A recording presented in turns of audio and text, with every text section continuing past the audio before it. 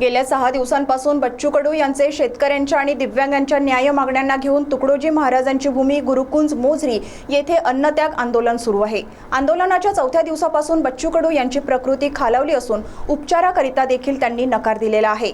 तर विरोधी पक्षातील नेत्यांनी या मुद्द्यावरून सरकारला चांगलेच धारेवर धरले आहे।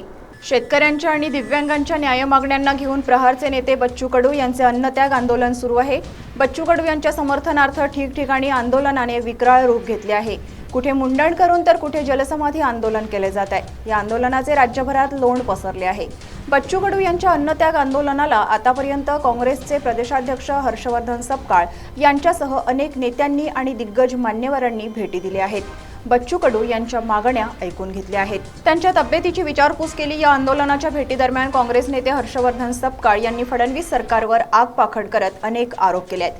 कृषीप्रधान देशातील शेतकऱ्याला रस्त्यावर आणण्याचं काम या सरकारनं केलं असून समोर येणाऱ्या निवडणुकांची पट्टी डोळ्यांवर बांधून फिरणाऱ्यावर ठाकरेंच्या शिवसेनेत फूट पाडून कटकारस्थानात व्यस्त असलेल्या महाराष्ट्र सरकारच्या मुख्यमंत्री उपमुख्यमंत्र्यांना या आंदोलनाची साधी दखलही घ्यावीशी वाटत नाही, ही खेदाची बाब आहे, असे काँग्रेसचे प्रदेशाध्यक्ष हर्षवर्धन सपकाळ म्हणाले।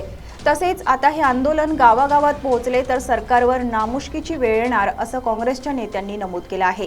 तर बच्चू कडू यांची प्रकृती आता खालावली असून त्यांनी उपचाराला देखील नकार दिलेला आहे। माझा बाप मेला तरी चालेल, पण नेता वाचावा अशी व्यवस्था बदलली पाहिजे, असे अंगावर काटा आणणारे उद्गार काढत बच्चू कडू यांनी सरकारच्या नाकर्तेपणावर शाब्दिक आसूड ओढले आहे।